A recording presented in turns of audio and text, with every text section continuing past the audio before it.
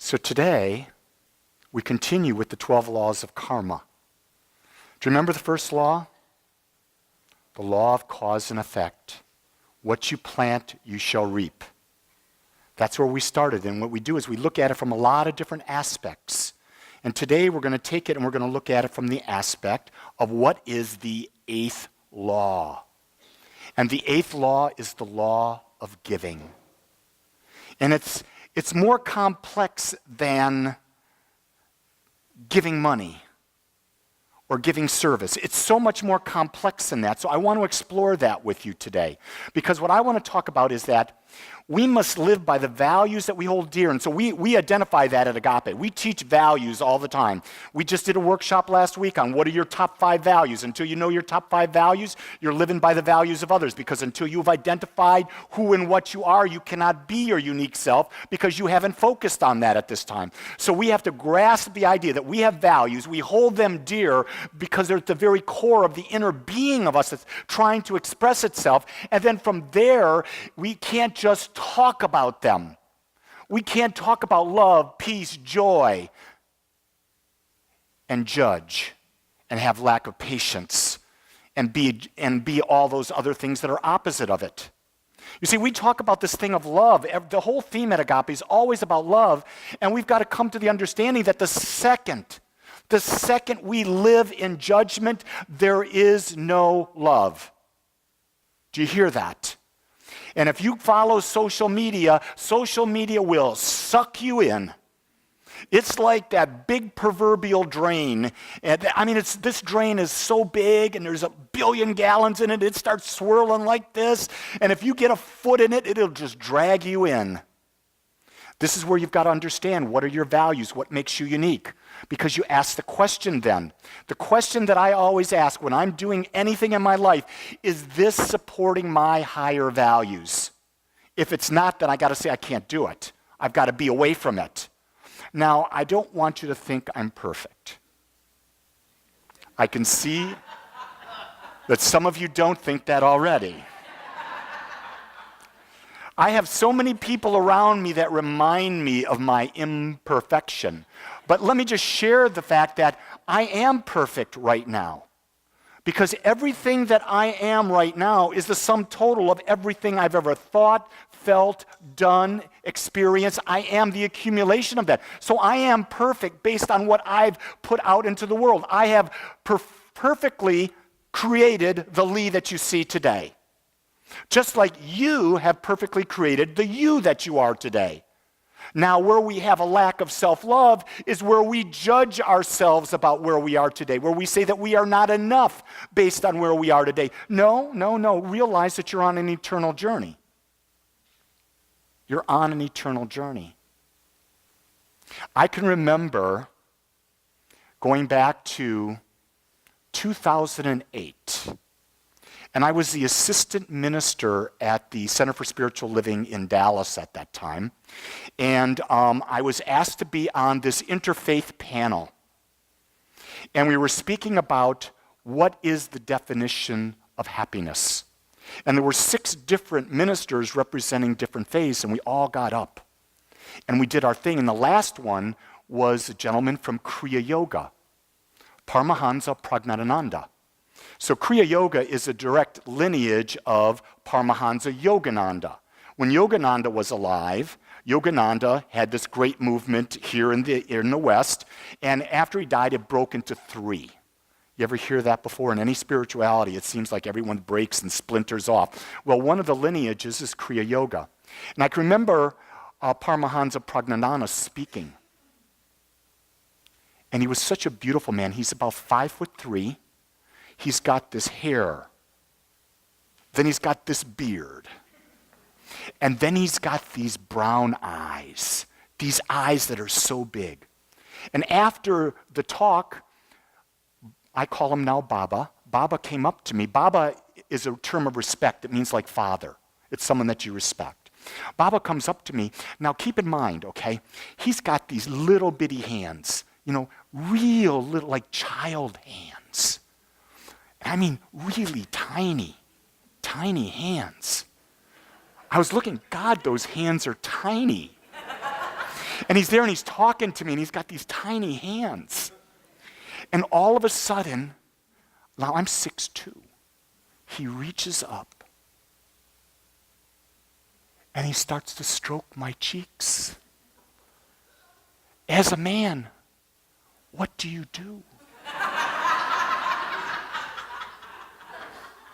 All I could do was giggle. I giggled and I giggled and I giggled, and we had a few brief moments, and he disappeared.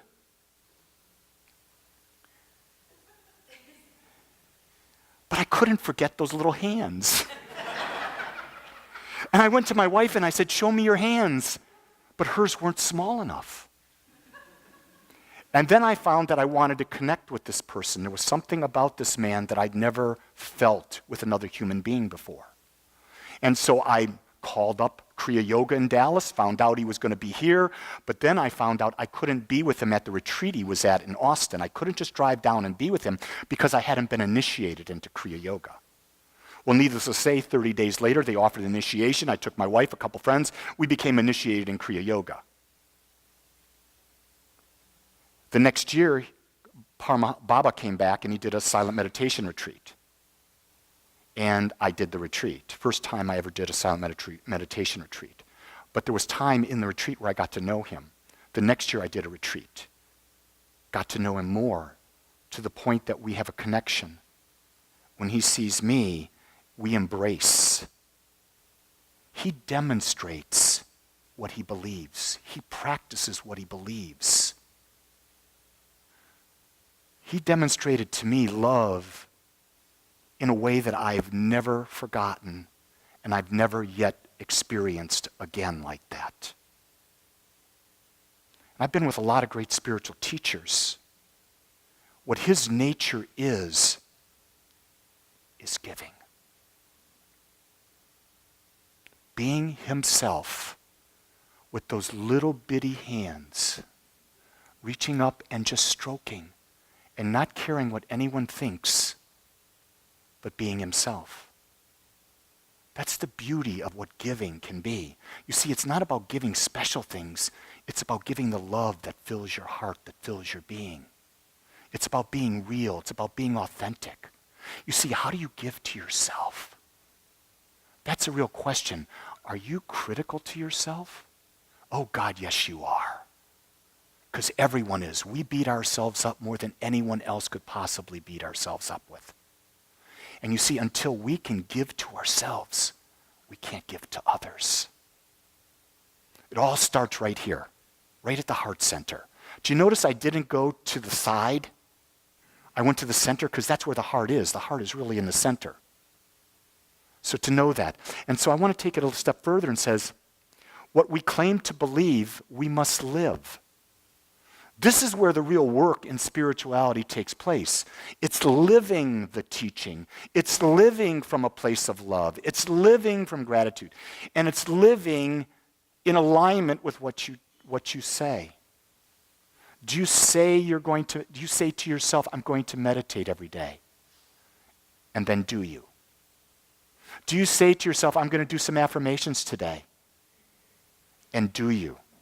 Do you say that I'm going to release the past because the past no longer serves me?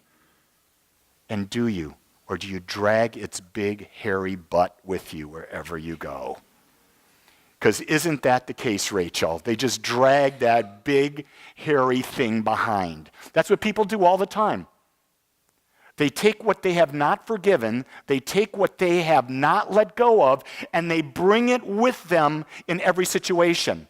I get the biggest kick out of people that come up to me, Rev Lee, guess what? I'm getting divorced. I said, well, great, you're getting divorced. Hallelujah, Jesus. They said, and I've already met the new person. And I go, oh, crap. You just brought the same person into your life that you had before.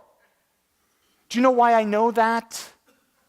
Because until you change, what you attract cannot change. And if you are an energy in a relationship that is not working, you can't attract something that you're not. And it takes time to shift and become more. You see, that's what giving means. I'm always going to be giving to the new vision of myself. I'm always going to be giving to the higher vision of myself. I'm going to watch that in every aspect of my life. I'm going to be giving to the higher vision of myself, because as I become more, I must attract more. Do you realize that within you, there is like a drug? It's more powerful than heroin. And that drug is an impulse within you that says there's always there's always more for you to become. There's always more to become. There's always more to experience. We get into a relationship. I've been in a relationship 4,444 and a half years. It seems like that sometimes. But I'm 44.6 years into a relationship, something like that. Sometimes it feels so. Well, here we are again. Then something inside comes up in me and says, wait a second, what more can you uncover? How can you be more of yourself? And so what you do is you focus on you. You focus on you. You focus on you. I remember for a while there, I started doing the affirmation. I am a master of being romantic. Now, I want you to know that that's not me. I am not one of these guys that's a public display of affection. I'm not the guy that goes out and gets flowers. But I am a guy that can be kind. And my way of expressing love is behind the scenes. And I don't know if Jean even realizes it. She probably does. She just doesn't tell me. But behind the scenes, I'm doing things to make it easier for her.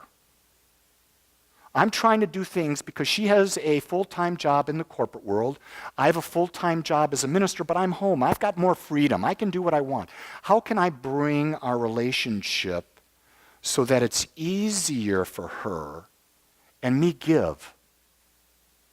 You see, when you give, you don't give for feedback.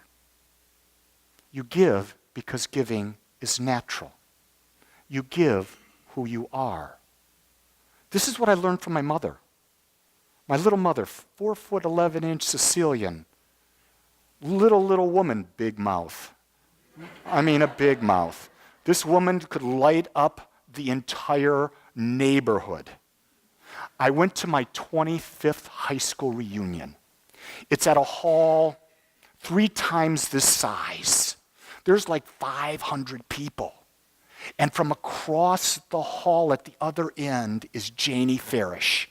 And Janie Farish lived 4 doors down from me. And all I heard being yelled across was, Lee, Ronnie. And she was imitating my mother. And I immediately started to walk, because we are creatures of habit.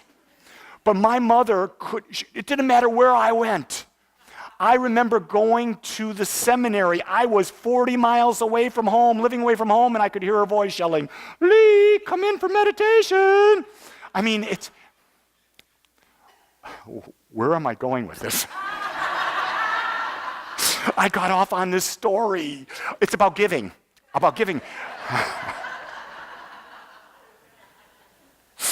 And my mother, to a fault, gave. She gave to a fault. Are you listening to that? Because there's some of you in this room that you give, but you don't receive.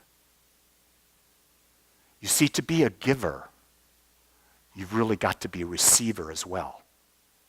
To be a giver, you have to receive as much as you give. Otherwise, you're denying the universe. You're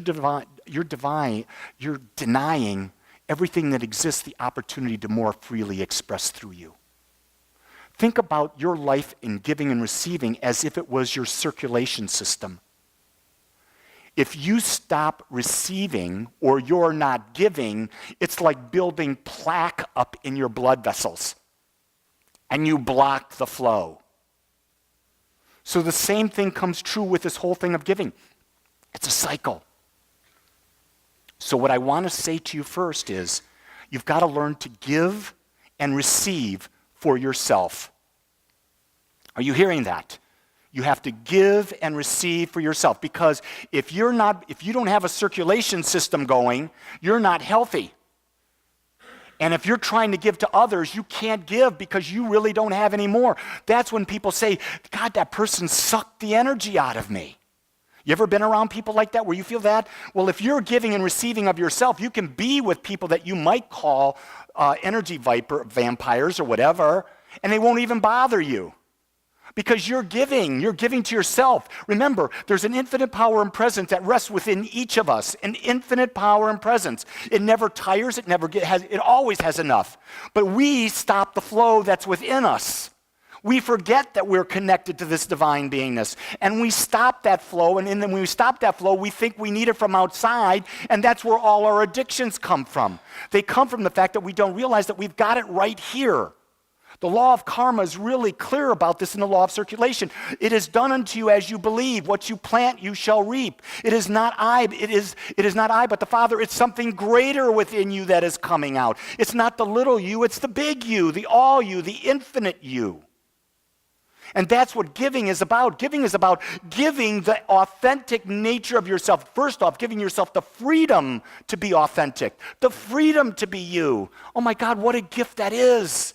Anytime you're depressed, anytime you've got anxiety, anytime you're just ready to just scream, realize it's about you not being you. It's not the other person. The other person may be the reason you're not being you, that you've chosen to allow them to do. You chose them to allow, you've given them permission to take away your freedom.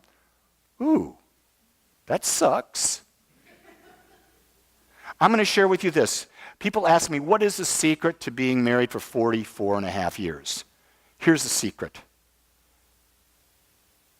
And it's all on Jean's end. Jean gives me freedom.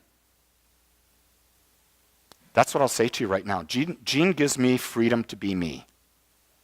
And you know what? I give her that back, because you can't receive if you don't give. See, the greatest gift you give anyone is the freedom to be themselves, and you accept them where they are. That's agape. That's love. That's what the master teacher Jesus talked about all the time. That's what Buddha talked about. That's what Krishna talked about. That's what all the great spiritualists talk about, is this idea of the infinite power, the infinite presence that does not judge. Got to get there. And we can only do that when we get still. When we only get still and we let go of the nonsense that we've been brought up to believe. If you believe in oneness, you must believe in selflessness. Do you hear that? Selflessness is the idea that you know that you are more than just this body. You are more than this ego. It's like someone called this morning and said, what time? They called the Agape phone. It came to me. I picked up. Oh, I didn't mean to get you. I wanted to get a message. No, I'm there to answer the phone. With joy. With joy you answer the phone, because you're being of service to people. Do you hear that? You're always going to be joyful about what you do. If you're going to do anything, realize you're choosing to do it. And if you're choosing to do anything, why not do it in joy? Why not bring your best out and do it? No matter what it is, do it in joy. Then you'll never have a regret. See, how we do things is what's important. We could be doing the right thing, but not doing it with a sense of emotional freedom, not doing it with a sense of joy, and it just sucks. We don't get a benefit out of it. When you give with joy, always.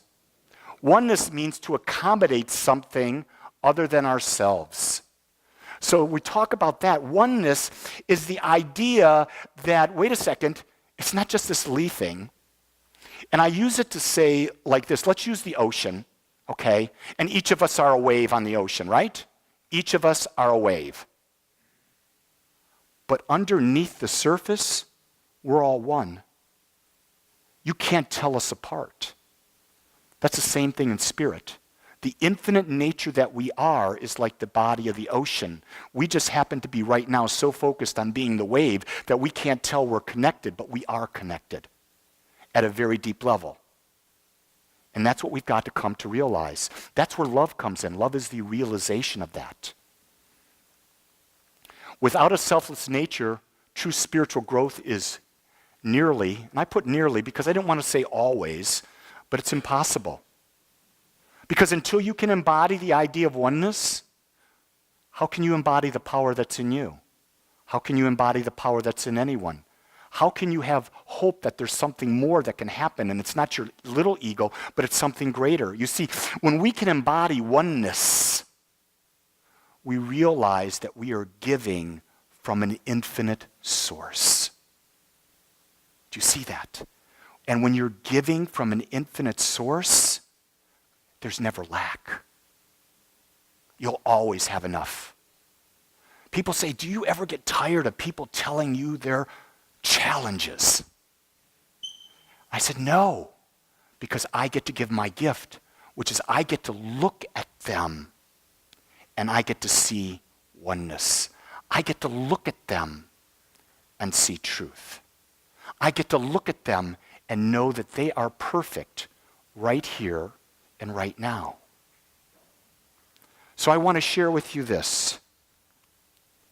The best single thing that you can do for yourself today is to go home and look in the mirror and forget about what your mother, your father, your aunt, your uncle, your sisters, your brothers, whatever church you were brought up in, whatever business you're in, whatever teachers that you're with. You look at yourself clear away their views and look at yourself and say, I'm perfect as I am. I am perfect as I am. Now, what do I want to express that is my unique gift in the world? How can I be more me? Not what my mother wants, not what my father wants, but how can I be in this world where I've got my five senses? This is the gift we've got in this world, is we've got our five senses. And we can feel and all this stuff. We can see, we can hear, we can taste, we can smell. We can do all that. Now, how can I be in this world and be so fully engaged and be so full that I can give my gifts to the world? And the gift can be as simple as just smiling. The gift can be as simple as just listening. You see, if you give your ears to listen, that's a greater gift than your mouth to speak. Because most of the time, 90% of the time, when someone is speaking, all they want is to be heard. That's all they want. Very seldom is it necessary to speak. In true relationships, when you're in a deep relationship with someone, there's very little talk. I'll be very honest with you. Gina and I almost never talk. We might as well be without vocal cords. Although she does love to sing. And I do love to get up in front of you and talk like crazy and then teach classes and speak. But are you hearing, though, that when you're truly intimate, the eyes look into the soul and nothing needs to be said? Because you're giving, and you're receiving back, and you're receiving back. See, that's the trick. See life in balance. It's always in balance. The question becomes, are you open to see it? Are you open to see the challenge? And then are you open to see the support? Because as much as you're challenged, there will always be as much support. So I ask you this week to find out how you can give more to yourself, to be more authentic, then how can you share with others? How do you get your circulation going? How do you get to be a full, whole, and perfect, living and breathing, vibrating center of pure love in the world today, feeling with all of your senses and your sixth sense, everything to its fullest?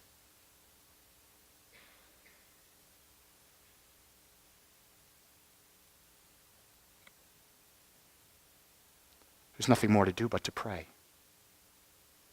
So I invite you to go within with me. I want to thank you for joining us today.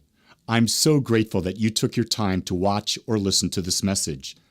If you found this message beneficial, I would ask that you go to our website, agapecsl.com. Once there, click on the donate button and experience the joy of conscious and purposeful giving. Or if you would like, text your gift by simply dialing 972-532-6976. It is through your gifts that we are able to bring this message to you in the world. I would ask that if you like this message, to please subscribe to my YouTube channel under my name, Lee Wolak.